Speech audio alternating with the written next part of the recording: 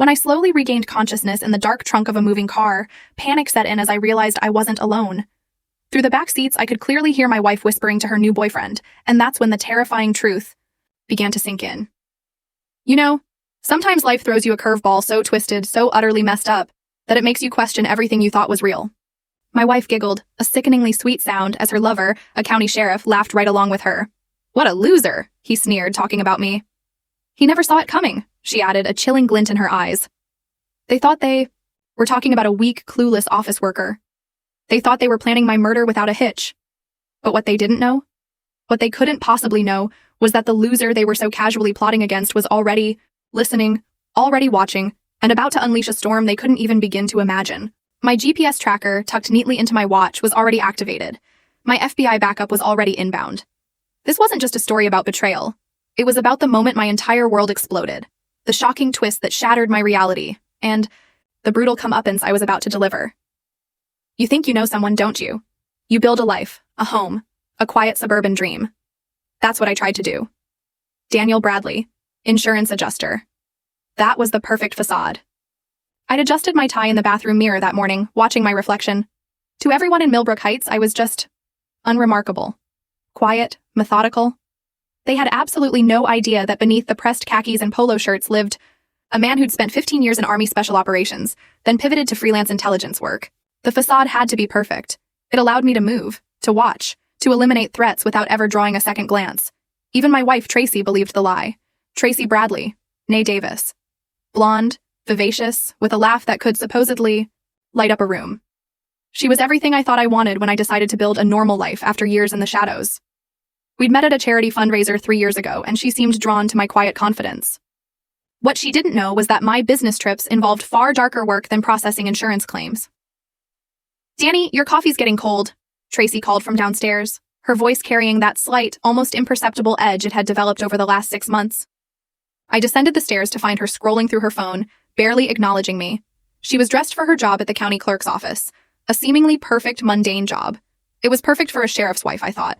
Back when she'd first mentioned her work friend, Warren Lockwood, sheriff of Millbrook County, 42, divorced, 2 teenage daughters he barely saw. I'd run a full background check within hours of hearing his name. Clean record, exemplary service.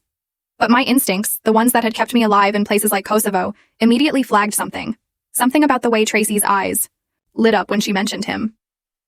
"Working late again tonight?" I asked, my voice flat, noting how quickly she closed her phone screen.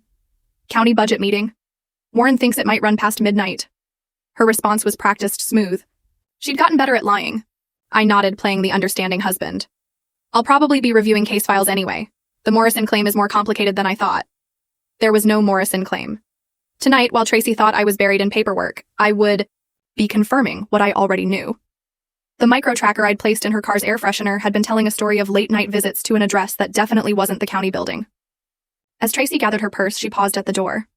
For a moment, I saw something flicker across her face. Guilt, perhaps. Or maybe just the crushing weight of maintaining her own lies.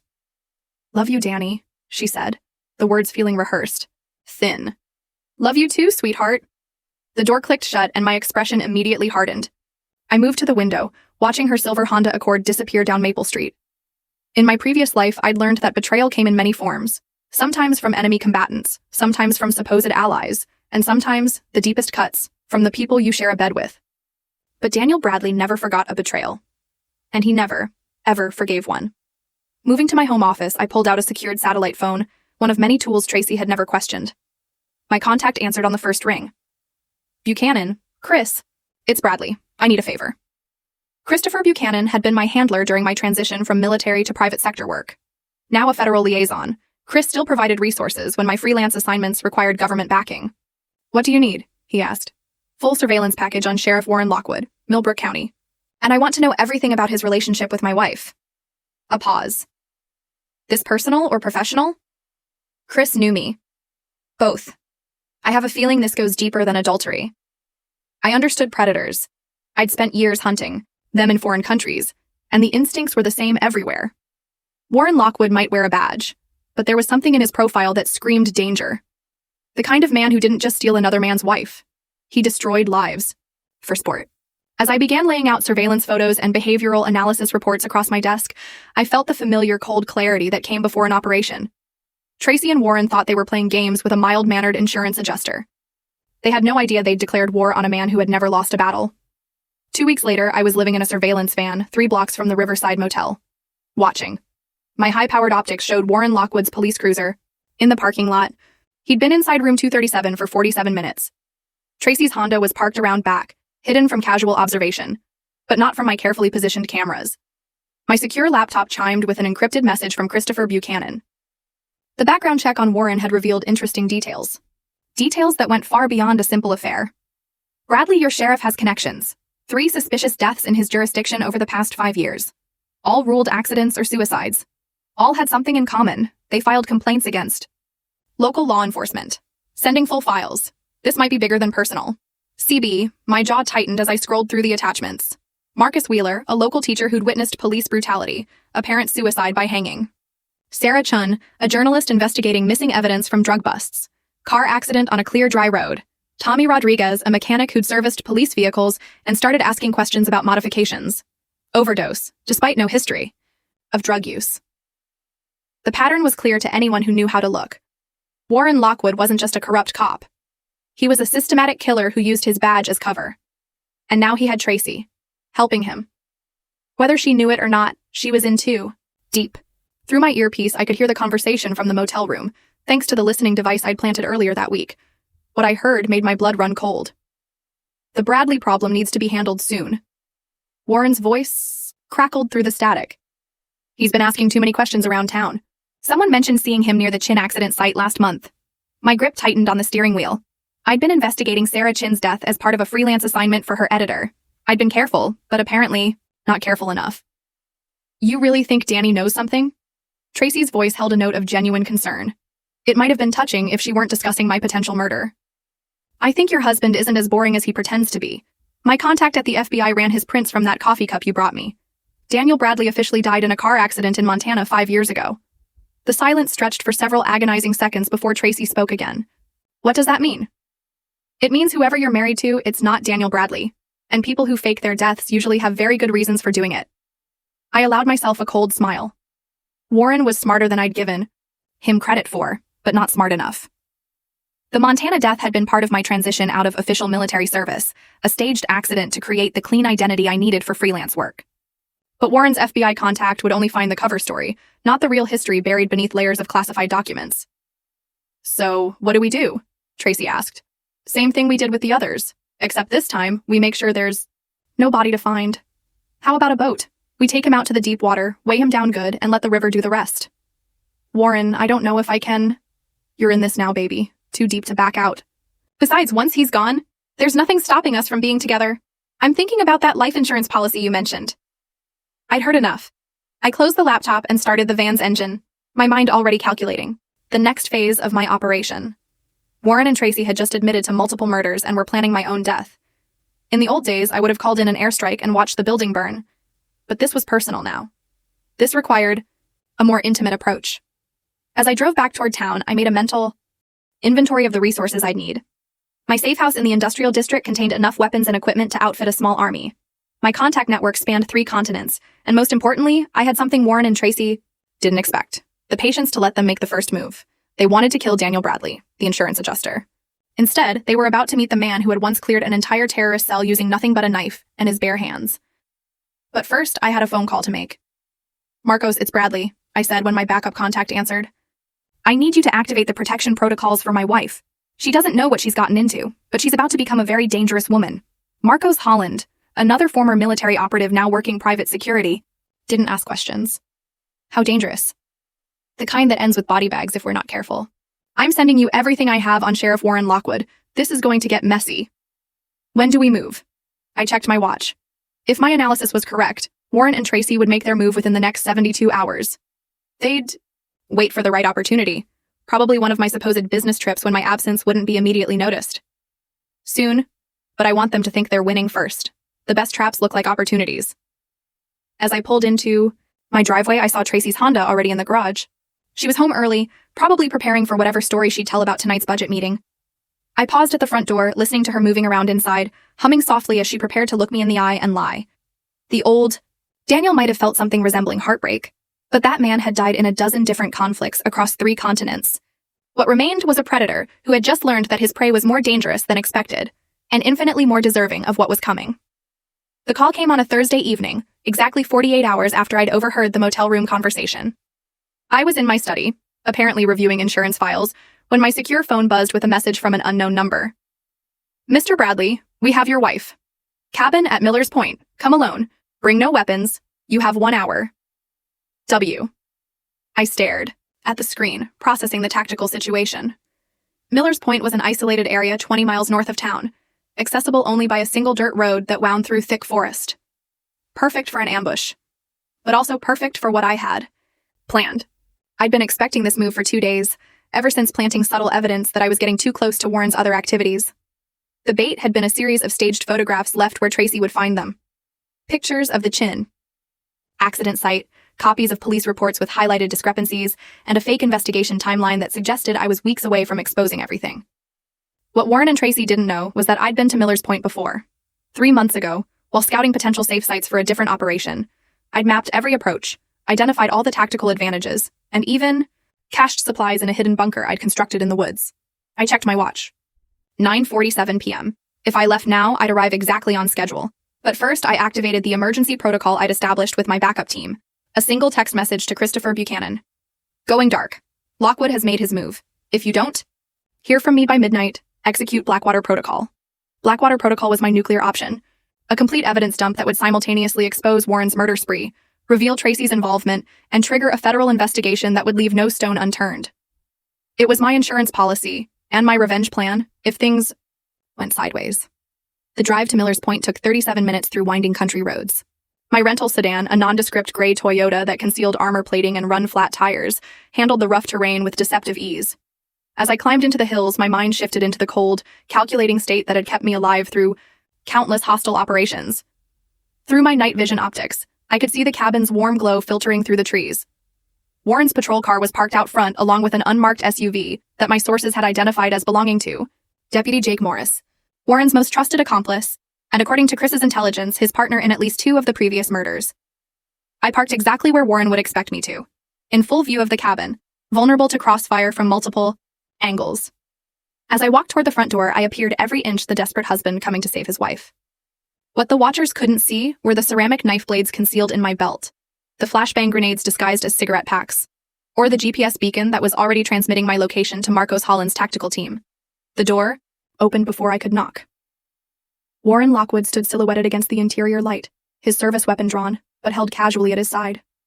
He was exactly what I had expected, tall, broad-shouldered, with the kind of confidence that came from years of unchallenged authority. "Mr. Bradley, or should I say, whoever you really are." I raised my hand slightly, playing the part. "Where's my wife?" Warren gestured me inside with his gun barrel. The cabin's interior was spartanly furnished, a few chairs, a table, and a stone fireplace that cast dancing shadows across the walls. Tracy sat in one of the chairs, her hands zip-tied behind her back and duct tape covering her mouth. Her eyes were wide with fear, but I couldn't tell if she was afraid for me or of me. "She's fine for now." Warren moved to stand behind Tracy's chair, his free hand resting on her shoulder, in a gesture that was both possessive and threatening. "The question is, what happens to both of you depends on how honest you're willing to be." Deputy Morris emerged from the kitchen, also armed.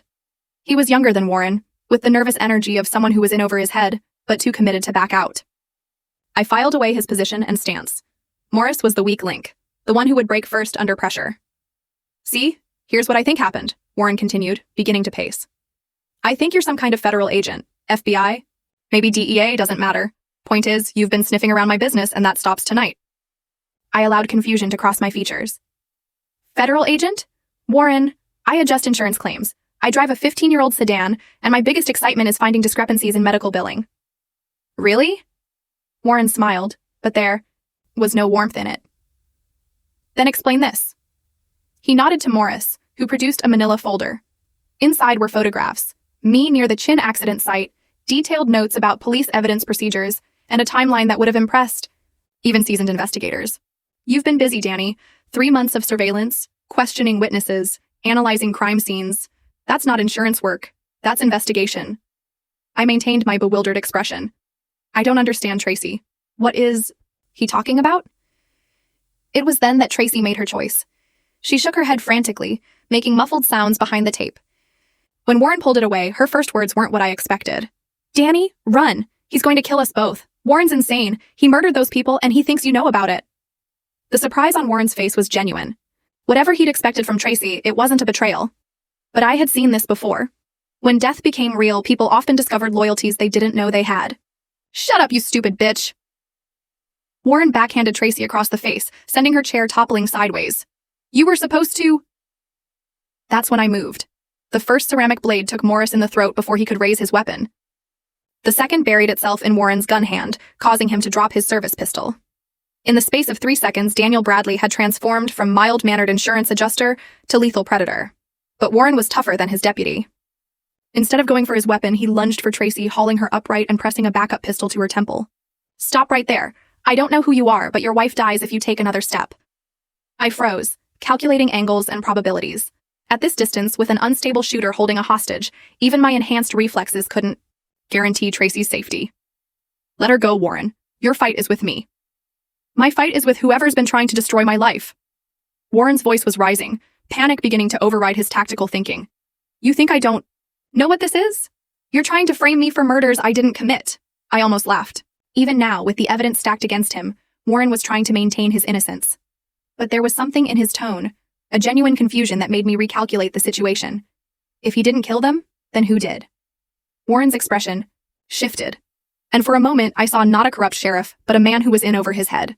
I covered things up, made evidence disappear, but I never killed anyone. Then who? The rifle shot came through the window, taking Warren's head apart in a spray of blood and bone. Tracy's scream echoed through the cabin as I dove for cover, my mind racing through new calculations. Someone else was here. Someone who had been waiting for this exact moment.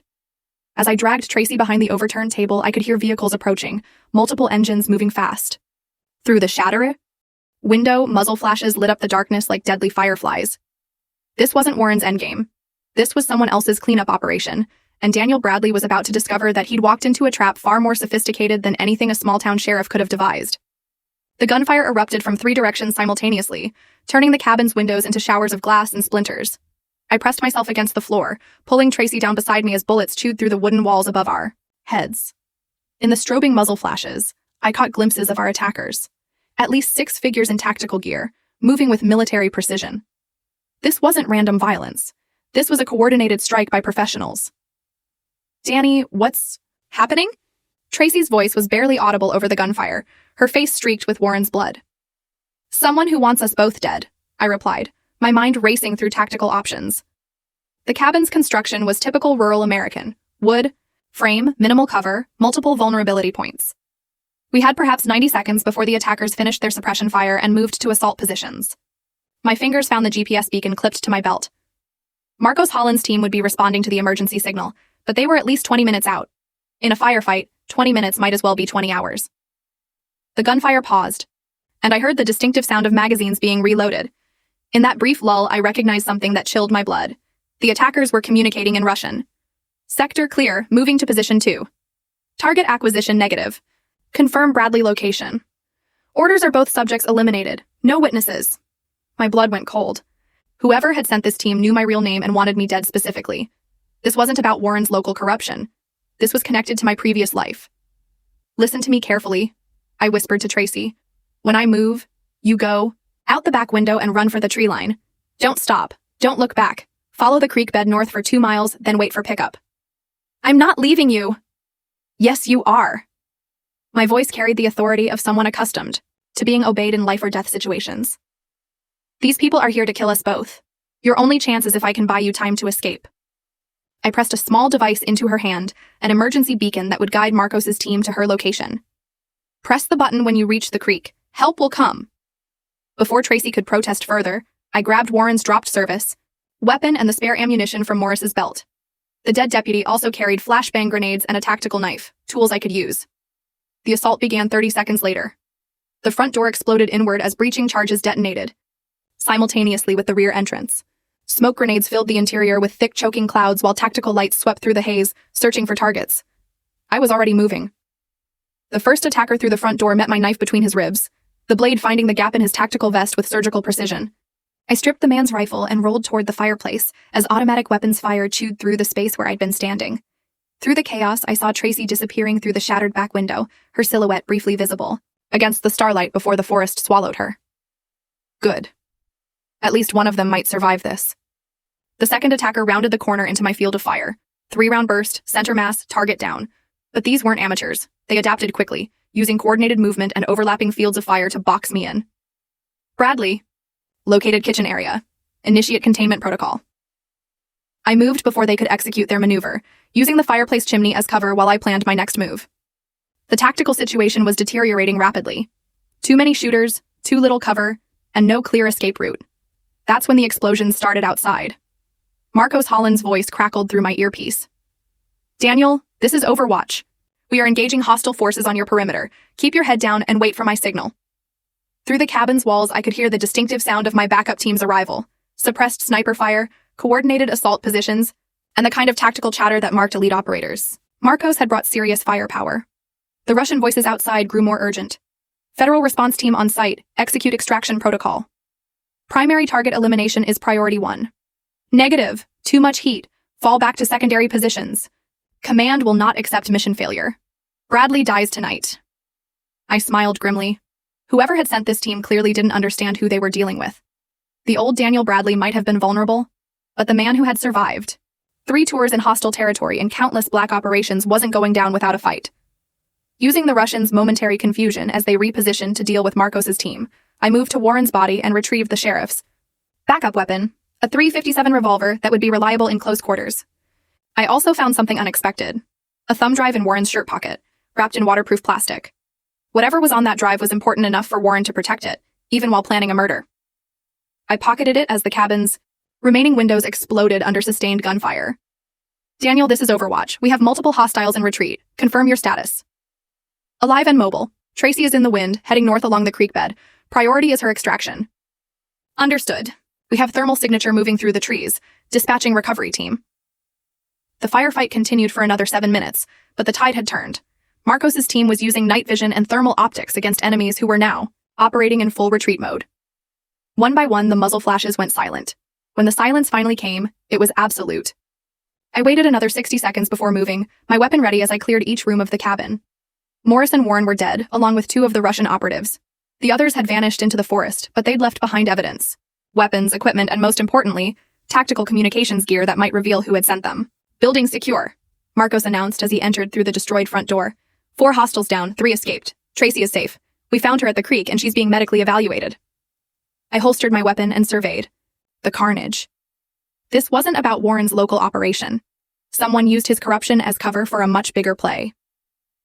Any idea who? I held up the thumb drive I'd taken from Warren's body.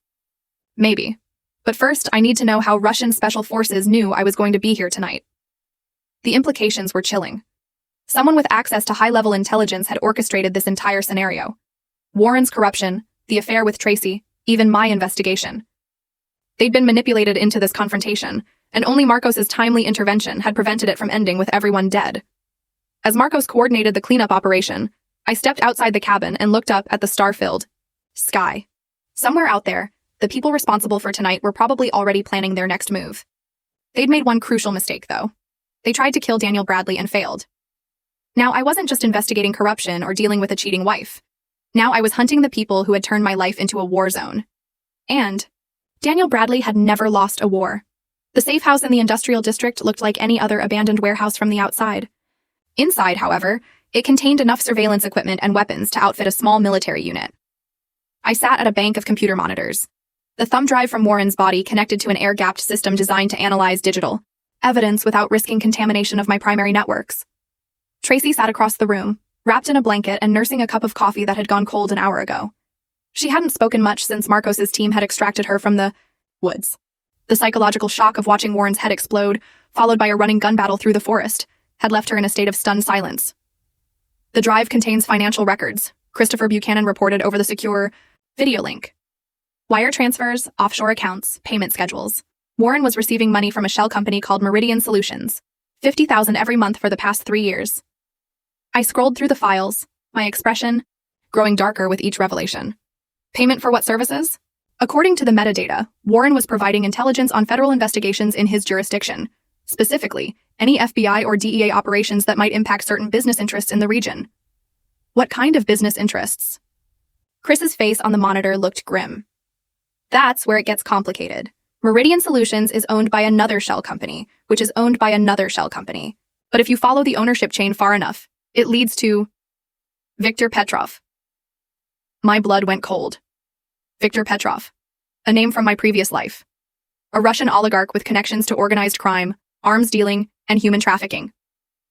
More importantly, Petrov had a personal grudge against me, dating back to an operation in Chechnya that had cost the Russians several $1 million and his younger brother.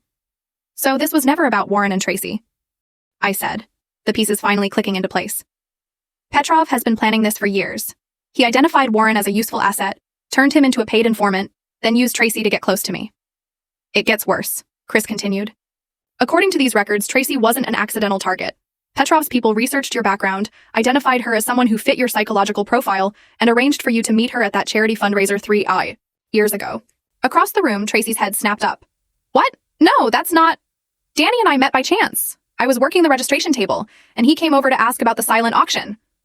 I turned to look at my wife, or the woman I thought was my wife. What was the name of the charity? Hope for Tomorrow Foundation. They helped disadvantaged children. A foundation that existed for exactly 6 months, organized exactly one event, and disappeared immediately afterward. I said quietly, Chris, I need you to pull Tracy's complete background. Everything from birth certificates to credit reports. Already on it. Daniel, I'm sorry, but Tracy Davis didn't exist before she met you. Chris's voice was flat, devoid of emotion. The identity was created 3 months before the charity event. Birth certificate backdated. Social security number issued through fraudulent channels. Employment history fabricated. The silence in the warehouse was deafening. Tracy's face had gone white. Her coffee cup slipped from nerveless fingers, to shatter on the concrete floor. That's impossible, she whispered. I remember my childhood. My parents died in a car accident when I was 16. I lived with my aunt until I graduated high school. Your aunt who died conveniently 2 months before you met Daniel, Chris continued relentlessly.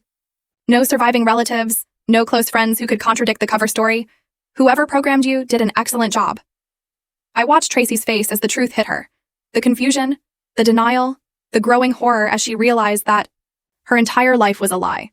Either she was the most accomplished actress I'd ever encountered, or she genuinely believed she was Tracy Davis. Memory implantation, I said, the words tasting bitter. It's experimental technology, but the Russians have been working on it for decades. They can create false memories so detailed and convincing that the subject genuinely believes they're real. No! Tracy stood up abruptly, backing toward the wall. No, you're both insane. I know who I am. I know my life. I remember. What do you remember? I asked gently. Describe your 16th birthday. Tracy opened her mouth, then closed it. Her expression grew troubled. We had cake, chocolate cake with strawberry frosting. My parents gave me a necklace. What kind of necklace? What did your parents look like? What were their names? With each question, Tracy's confidence cracked a little more. The details that should have been crystal clear, the faces of her parents, the layout of her childhood home, the names of her high school friends, were suddenly fuzzy, indistinct. This is a psychological attack, she said, but her voice lacked conviction. You're trying to make me doubt myself. Marcos entered the warehouse carrying a thick file folder. Memory analysis is complete. We found the implantation markers, specific neural patterns that indicate artificially induced memories. Whoever did this to you is very good at their job. I studied the woman I'd been married to for 3 years. In one sense, she was as much a victim as I was, a weapon crafted by my enemies and aimed at my heart. But in another sense, she was the most dangerous threat I'd ever faced, because I still cared about her. The question, I said, the weight of it heavy in the air, is whether the affair with Warren was part of your programming, or a genuine choice. Tracy's face crumpled. I don't know anymore. I thought I loved him, but now I can't tell what's real and what's not. The secure phone rang, interrupting the emotional minefield we were navigating. I answered on the first ring. Bradley. Mr. Bradley, this is Agent Rosa Schaefer, FBI Counterintelligence. We need to talk. Viktor Petrov has activated additional assets in your area, and we have reason to believe the attack at Miller's Point was just the opening move. I looked around the warehouse, at the weapons, the surveillance equipment, the woman whose entire existence was a lie designed to destroy me. 3 years of marriage, 3 years of thinking I'd found peace. 3 years of building a life that had been rotting from the inside like a poison tree. Agent Schaefer, I think it's time Viktor Petrov learned that some people are too dangerous to manipulate. Mr. Bradley, I need you to stay put and let federal law enforcement handle this situation. I smiled, but there was no warmth in it. Agent Schaefer, federal law enforcement has been trying to handle Viktor Petrov for 15 years. I handled his brother in 48 hours. I hung up the phone and turned to Marcos. How long would it take to arrange transport to Montenegro? 6 hours. But Daniel, if you go after Petrov directly, you'll be walking into a fortress, surrounded by private military contractors and government protection. Good. I prefer a direct approach. I began gathering equipment from the weapons locker. High-velocity rifles, shape charges, communications gear, and the kind of tools that turned one man into an army. Tracy watched me prepare for war, her face a mixture of fear and something that might have been admiration. What about me? She asked, her voice small, lost. What happens to the woman who doesn't really exist? I paused in my preparations. The old me might have tried to save her, might have attempted to separate the victim from the weapon, but the man who had survived 3 years of psychological manipulation was done trying to rescue people who had participated in their own destruction. That depends. Do you want to discover who you really are, or do you want to keep living Viktor Petrov's version of your life? The question hung in the air like smoke from a funeral pyre, because whatever Tracy decided, Daniel Bradley was done being anyone's target. Now, he was going hunting. Agent Rosa Schaefer arrived at the warehouse 30 minutes after my phone call, accompanied by a tactical team that clearly expected resistance. What she found instead was me, sitting calmly at a conference table, detailed maps of Montenegro spread before me like I was planning a vacation. Mr. Bradley, you need to stand down. Viktor Petrov is under federal surveillance, and any unauthorized action could compromise years of investigation. I didn't look up from my maps. Agent Schaefer, how many American citizens has Viktor Petrov killed while under your surveillance? That's classified information. The answer is 47. I finally raised my eyes to meet hers. I've done my research. 47 confirmed kills on American soil over the past 5 years, and your investigation has produced exactly 0 indictments. Rosa Schaefer was younger than I had expected, probably early 30s, with the kind of sharp intelligence that came from surviving in the federal bureaucracy while maintaining actual principles. She wore her authority like armor, but I could see the doubt beneath the professional facade. The situation is more complex than you understand. Petrov has diplomatic immunity and protection at the highest levels of government. We can't just send in a hit team. You can't. I can. Marcos cleared his throat from his position near the weapons locker. Actually, there might be a third option. Rosa, what if I told you we could give you Petrov's entire network? Names, accounts, operational details, everything you need to roll up his organization permanently. Rosa's attention sharpened. I'm listening. I activated a wall-mounted display showing financial flowcharts that Christopher Buchanan had compiled from Warren's files and additional intelligence. Petrov has been building a network of corrupted officials across 6 states, sheriffs, judges, federal agents, politicians. The thumb drive from Warren Lockwood is just one piece of a much larger puzzle. We could deliver all of it, Marcos continued. Complete evidence packages, witness testimony, financial records, enough to destroy Petrov's American operations and put half his network in federal prison. In exchange for what? I smiled coldly. Official sanction for a direct action mission against Petrov himself. No federal oversight, no questions about methods, and complete immunity for any collateral damage. Absolutely not. The FBI doesn't authorize assassination missions. Then you'll never get Petrov. He's too well protected, too connected, and too smart to be taken down through conventional law enforcement. I stood and walked to one of the maps. But there's another problem. Petrov knows that I know about his network. He's going to start eliminating assets to protect himself. Your surveillance targets are going to start turning up dead. Rosa studied the intelligence displays, her expression calculating. How do you know all this? Because it's what I would do. Clean house, eliminate witnesses, and disappear until the heat dies down. By the time your investigation gets authorization to move, there won't be anyone left to arrest. He's right, said a new voice from the warehouse entrance. Christopher Buchanan entered, carrying a tablet that showed news feeds from across the region. 3 of Petrov's known associates died in the past 6 hours. Car accidents, home invasions, apparent suicides. The cleanup has already started. Rosa looked at the news reports, her face growing pale as she recognized names from her own investigation files. Judge Herman Willis. He was supposed to testify next month. Now he's dead, I said bluntly. Along with 2 sheriff's deputies and a county clerk. Petrov is cutting loose ends, and anyone connected to his network is a target. Tracy, who had been silent during the entire exchange, suddenly spoke up, her voice surprisingly steady. Including me. Everyone turned to look at her. Since learning the truth about her identity, she'd been struggling with questions about her own nature and past. But something in her expression had changed, a hardness that hadn't been there before. If I'm a weapon he created, and if his network is being exposed, then I'm a liability. He'll want me dead too. I nodded grimly. Which means anyone who tries to protect you is also a target. Every FBI safe house, every federal marshal, every witness protection program. He'll find you, and he'll eliminate everyone in his way. The implications sank in slowly. Rosa's investigation wasn't just compromised, it was actively endangering everyone involved. As long as Petrov remained free and operational, no one connected to the case would be safe. So, what exactly? Are you proposing? Rosa asked, her voice tight with suppressed frustration. Simple, I replied. You give me 48 hours. I go to Montenegro. I eliminate Petrov, and I download everything from his personal systems before his security team can sanitize the computers. You get complete intelligence on his network, his finances, and his operations.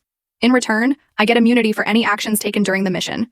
And if I fail, then you proceed with your investigation knowing that you tried every option. But Agent Schaefer, I've read Viktor Petrov's file. He's not going to be taken alive, and he's not going to let himself be arrested. This ends with violence, whether I'm involved or not. Rosa was quiet for a long moment, weighing federal protocols against practical realities. I could see her calculating the political cost of authorizing an illegal assassination against the human cost of letting Petrov continue his operations. There would have to be conditions, no civilian casualties, no international incidents, and complete operational silence. If this goes wrong, the Bureau will deny any knowledge of your actions. Understood. And what about her? Rosa gestured toward Tracy. If she's really a programmed asset, she could be a security risk. I looked at my wife, or the woman who had been my wife, or the victim who had been transformed into a weapon. The programming that had made her betray me might also make her betray any attempt to protect her. That's not your problem, I said. Tracy is my responsibility. What does that mean? My expression grew cold. It means I handle my own problems. Rosa studied my face and apparently decided she didn't want to know the details. 48 hours, Mr. Bradley, and then this becomes a federal investigation again. After Rosa and her team left, the warehouse fell silent except for the hum of electronic equipment. I continued studying my maps while Marcos checked weapons and communication gear. Tracy sat in the corner, lost in thoughts about memories that might not be real and a life that had been scripted by strangers. Danny, she said finally, using the name she'd called me for 3 years. When this is over, what happens to us? I didn't look up from my maps. There is no us, Tracy. There never was. There is just me, and a weapon designed to look like a wife. But if the memories are false, if I was programmed, doesn't that mean I'm not responsible for what I did? Now I did look at her, and my eyes held no warmth at all. You chose to sleep with Warren Lockwood. Programming might have made you vulnerable to manipulation, but it didn't make that choice for you. So that's it? 3 years of marriage means nothing? 3 years of lies means exactly that, nothing. I returned to my maps, but Tracy's voice stopped me. Then why are you protecting me? Why not just let Petrov's people kill me and solve your problem? The question hung in the air for several heartbeats before I answered. Because I keep my promises. Even to weapons that look like wives. I began packing the weapons I would need for Montenegro. Each piece of equipment selected with the cold precision of a man who had accepted that some problems could only be solved with violence. In 47 hours, Viktor Petrov would learn what happened when someone tried to turn Daniel Bradley's life into a weapon. The Adriatic coastline of Montenegro gleamed like hammered silver in the pre-dawn light as my boat approached the private dock of Viktor Petrov's compound. From a distance, the estate looked like a luxury resort. White stone buildings cascading. Down the hillside, manicured gardens, and a yacht basin that could accommodate vessels worth tens of millions. But my enhanced optics revealed the defensive reality beneath the facade. Guard towers disguised as architectural features, motion sensors hidden among the landscaping, and roving patrols of men who moved with military precision. Petrov's fortress was designed to repel everything from yacht-based assaults to helicopter insertions. What it wasn't designed for was a single operative who had memorized every security protocol and defensive position from 3 months of satellite surveillance. Overwatch, this is Hunter, beginning final approach. Christopher Buchanan's voice crackled through my earpiece from the FBI surveillance post 12 miles offshore. Copy, Hunter. Thermal shows 43 heat signatures in the compound. Petrov is confirmed in the main house, 3rd floor, eastern wing. I checked my equipment one final time. Suppressed rifle, shape charges, electronic warfare gear, and enough ammunition to fight my way through a small army. But my primary weapon wasn't hardware. It was information.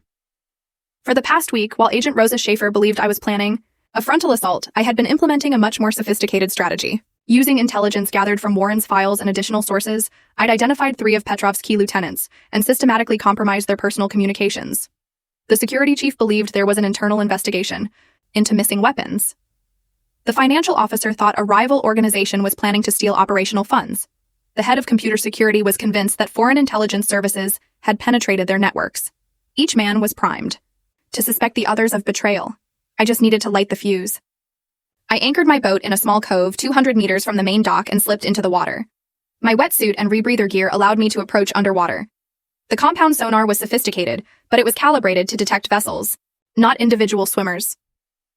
I reached the shore undetected and moved through the darkness toward my first objective, the communication center that controlled all external communications for the compound.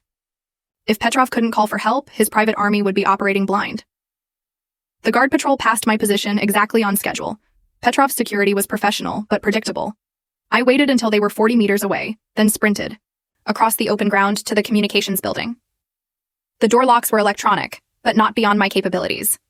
Within 90 seconds, I was inside the building, planting charges designed to take out not just the communications equipment, but the backup power systems as well. But I wasn't just destroying communications. I was replacing them. The modified transmitter Christopher Buchanan had provided would override Petrov's internal radio network, allowing me to broadcast messages that would appear to come from legitimate sources within the compound. The psychological warfare could begin. I activated the device and began transmitting on the security chief's frequency. All units, this is Vulov. We have confirmation of insider betrayal. Kloff is selling information to American agents. All security protocols are compromised. Initiate lockdown immediately. The response was immediate. Guard patrols began converging on the financial officer's quarters, while defensive positions were abandoned to search for an internal threat that didn't exist. I moved to my second objective, the compound's power grid. Cutting electricity would force Petrov's security to rely on backup generators, which were located in a central building that I could control. As I approached the power station, my earpiece crackled with intercepted communications from inside the compound. Kloff, where the hell are you? Volkov says you've been compromised. What? I'm in my quarters. Volkov is the one who's been acting strange. Both of you shut up. Someone is playing games with our communications. The confusion was spreading exactly as I had planned. Petrov's security was turning inward, suspecting each other rather than watching for external threats. I reached the power station and quickly located the main electrical feeds. But instead of cutting power immediately, I installed remote switches that would allow me to control electricity to different sections of the compound. Darkness was a weapon, but selective darkness was even better. My next transmission went out, on all frequencies.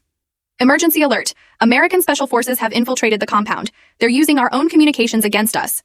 Trust no one except direct visual confirmation from Mr. Petrov himself. That should paralyze their command structure completely. No one would know who to trust or what orders to follow. I began my approach to the main house, where Viktor Petrov was undoubtedly wondering why his supposedly impregnable fortress was falling apart from the inside. But as I moved through the gardens, my earpiece picked up a transmission that made my blood run cold. Sir, we have confirmation. The woman called Tracy Bradley is in federal custody in Washington. Should we proceed with elimination? Petrov's voice was calm, cultured, with just a hint of a Russian accent. No, bring her here. If Mr. Bradley wants his wife back, he'll have to come and get her. I froze. Tracy was supposed to be in FBI protective custody, safely hidden, while I dealt with Petrov. How had the Russian located her? Hunter, this is Overwatch. Chris's voice was urgent. We have a problem. Tracy Bradley disappeared from the safe house 6 hours ago. FBI thinks she was extracted by unknown parties. The implications hit me like a physical blow. Either Petrov's network was deeper than anyone had realized, or Tracy's programming had activated in ways we hadn't anticipated. She was either a victim being used as bait, or she was still an active asset, following orders she might not even be conscious of. But there was a third possibility that I hadn't considered. Tracy might have chosen to come here willingly, to confront the truth about her own existence and the people who had created her. Status on Petrov? I asked. Still in the main house, but Daniel, thermal imaging shows at least 6 additional heat signatures that weren't there an hour ago. Someone arrived by helicopter. My jaw tightened. Petrov was staging a showdown, using Tracy as bait to draw me into a trap. But the Russian had made one crucial miscalculation. He thought he was dealing with a man motivated by love and the desire to save his wife. Instead, he was facing someone who had already accepted that his marriage was dead, and his wife was a weapon pointed at his heart. I activated the power grid controls, plunging the entire compound into darkness, except for the main house, which remained lit like a beacon. The message was clear. Petrov wanted me to come, and Daniel Bradley was happy to oblige, but not for the reasons Viktor Petrov expected. The main house of Petrov's compound was an exercise in understated luxury. Marble floors, original artwork, and furnishings that cost more than most people's homes. But as I moved through the corridors, clearing rooms with methodical precision, I noticed details that revealed the building's true purpose: bulletproof glass, reinforced walls, and sightlines designed for defensive operations. The ground floor was empty except for 2 guards who never saw me coming. The second floor contained offices and conference rooms, all abandoned in the confusion I'd created. But as I approached the 3rd floor, I could hear voices coming from what my intelligence suggested was Petrov's private study. "Mr. Bradley, I know you're in the house. Why don't you join us? Your wife is eager to see you." Petrov's voice, amplified by hidden speakers, filled the silent house. I paused at the foot of the stairs, analyzing the tactical situation. Petrov was confident enough to announce his location, which meant he either had overwhelming firepower or was certain that I wouldn't risk harming Tracy. Either way, the Russian was operating from a position of perceived strength. That was about to change. I climbed the stairs silently, my weapon ready, but not aimed. At the top, I found a hallway lined with expensive artwork and a single door that stood slightly ajar. Light spilled through the gap, along with a murmur of conversation. "You can hear us, can't you, Mr. Bradley? Or should I call you by your real name? The ghost who destroyed my operations in Chechnya and killed my brother." I approached the door, using a small mirror to assess the room's interior before exposing myself. What I saw made me pause. Petrov stood behind an ornate desk, relaxed and confident. To his right, 2 armed guards flanked a high-backed leather chair, and in that chair sat Tracy, apparently unrestrained and completely calm. "Hello, Danny," she said as I entered the room. "I've been waiting for you." I kept my weapon lowered but ready as I studied the scene. Tracy showed no signs of distress, no indication that she was being held against her will. The guards were alert, but not aggressively positioned. Either this was an extremely sophisticated hostage situation, or something else entirely was happening. "Viktor Petrov," I said, acknowledging the man who had orchestrated 3 years of psychological warfare against me. "You look exactly like your photographs." Petrov was tall, silver-haired, with the kind of presence that commanded attention without effort. He wore an expensive suit that couldn't quite conceal the shoulder holster beneath his jacket, and his eyes held the cold intelligence of a predator who had never been anyone's prey. "Mr. Bradley, or perhaps I should say Agent Bradley. Your cover identity was quite impressive, though not as impenetrable as you believed." "Former agent. I've been freelance for years." "Yes, we know. Your transition from military to private operations was thorough, but not thorough enough to prevent us from finding you." My attention kept drifting to Tracy, trying to read her expression and body language. She seemed different, more confident, more self-possessed. The confusion and vulnerability she'd shown at the warehouse had been replaced by something harder. "The question," Petrov continued, a smug look on his face, "is what happens now? You've caused considerable disruption to my operations, eliminated several valuable assets, and cost me a significant amount of money. Send me a bill." Petrov smiled, but there was no warmth in it. "I have a better idea. You're going to work for me." I almost laughed. "You kidnapped my wife, tried to have me killed, and destroyed my life. Why would I work for you?" "Because your wife asked you to." The words hung in the air like poison gas. My attention snapped to Tracy, who was watching me with an expression I couldn't read. "Danny," she said softly, "there's something you need to understand. The programming didn't just give me false memories, it gave me access to Victor's entire network. Names, locations, operational details, everything." "What are you saying?" "I'm saying that I remember both lives now. The fabricated one where I was Tracy Davis, and the real one where I was Katerina Vulov, Victor's niece and a trained intelligence operative." The revelation hit me like a physical blow. Not just false memories, but a completely false identity layered over someone who was already an enemy operative. Every moment of our marriage, every conversation, every intimate detail had been gathered by someone who was professionally trained to deceive. The affair with Warren wasn't part of her cover, Petrov explained. It was Katerina asserting her real personality against the false identity we'd imposed. She was trying to complete her mission by getting closer to Warren's intelligence on federal operations in the region. I looked at the woman I'd thought was my wife, seeing her clearly for perhaps the first time. The softness in her features that I'd attributed to kindness was actually careful control. The hesitation I'd interpreted as vulnerability was operational caution. How much of it was real? "None of it," Tracy Katerina replied, her voice flat, cold. "I was 17 when Victor selected me for this mission. Everything you knew about me was designed to make you fall in love with someone who didn't exist." I felt something cold and final settle in my chest, not heartbreak, that would require having had something real to lose. This was something worse, the realization that I'd been living a lie so complete that I'd never even glimpsed the truth. "So what's the offer?" I asked. My voice was devoid of emotion. Petrov stepped forward, sensing victory. "Simple. Your skills, your contacts, your knowledge of American security protocols. In exchange, we provide you with a new identity, substantial financial compensation, and the truth about other operations that have targeted you over the years. Other operations? Oh, Mr. Bradley, did you think this is my only project? You've been a target of Russian intelligence for over a decade. Some of your most trusted contacts, some of your most successful missions, some of your closest relationships, all carefully orchestrated to gather intelligence or position you where we needed you. The scope of the manipulation was staggering. I thought about every major decision I'd made in the past 10 years, wondering how many of them had been influenced by people who were working for my enemies. And if I refuse? Then you die here tonight.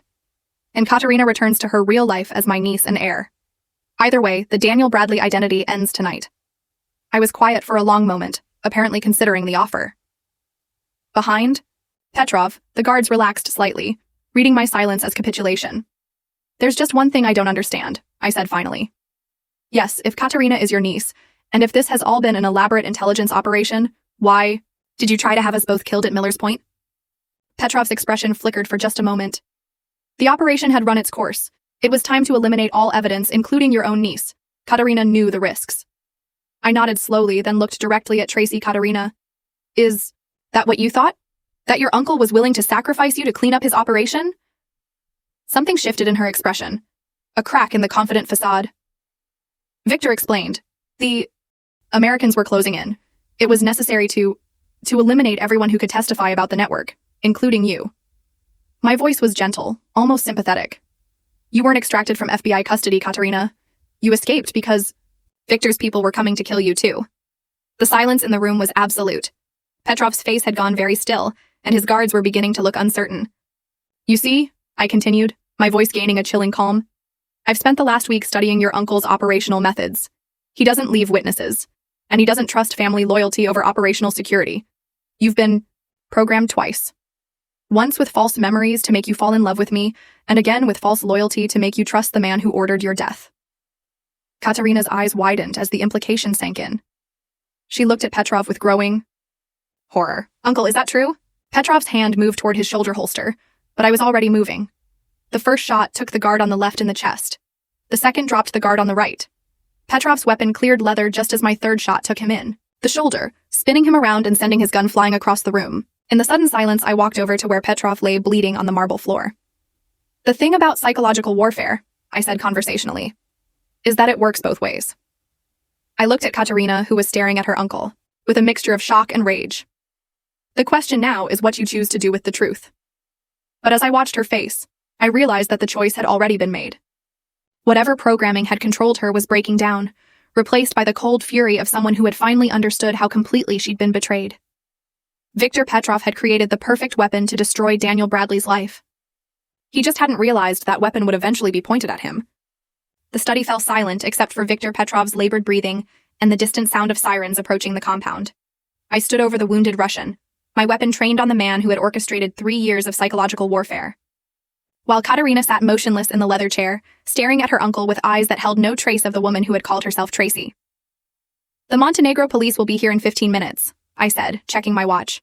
Enough time to finish this conversation. Petrov pressed his hand against his wounded shoulder, blood seeping between his fingers. Despite his injury, his voice remained steady. You think you've won something, Mr. Bradley? This changes nothing. Katerina is still what we made her. You're still the man who fell in love with a lie. Maybe, but you're still the man who's about to die for it. I knelt beside Petrov, placing the suppressor of my pistol against the Russian's temple. Before I pull this trigger, I want you to understand something. This isn't about revenge for what you did to me. This is about justice for all the people you've killed over the years. Justice? Petrov laughed, a sound like breaking glass. From a man who's killed more people than I have?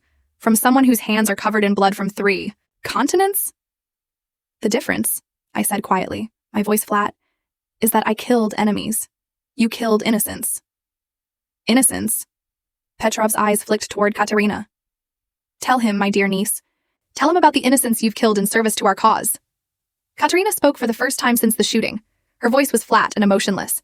17 people over 8 years of operations. Some were targets, some were collateral damage. Some were just in the wrong place at the wrong time.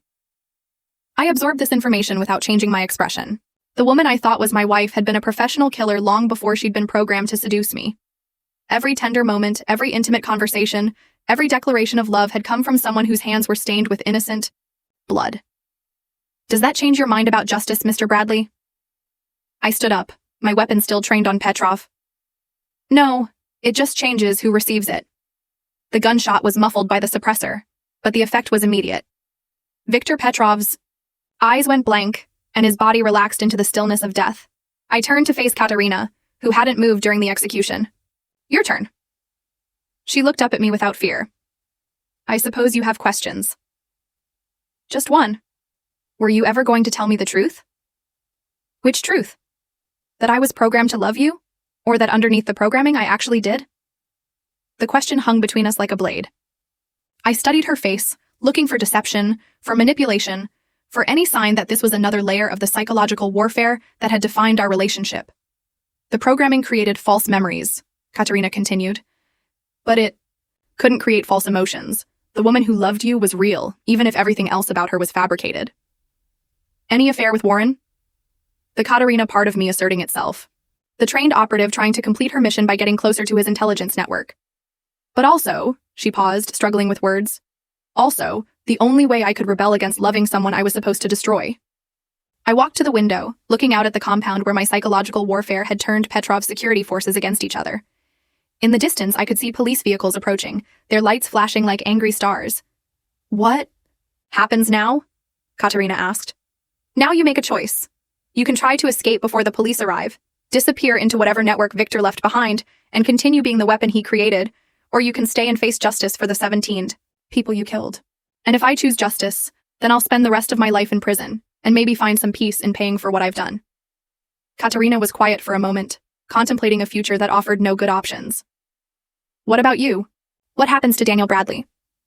Daniel Bradley died tonight along with Viktor Petrov and the woman who called herself Tracy. What's left is just someone who has to live with the consequences of loving a lie. The sirens were getting closer. I could hear vehicles in the compound's driveway, voices shouting in Montenegrin, the sound of boots on marble floors below. I need to go, I said, moving toward the window that led to the balcony and my planned escape route. Danny, wait! I turned back to look at her one final time. Katerina had stood up from the chair, and for a moment I could see traces of the woman I thought was my wife. The soft expression, the vulnerability, the love that might have been real, even if everything else was false. I'm sorry, she said, for all of it.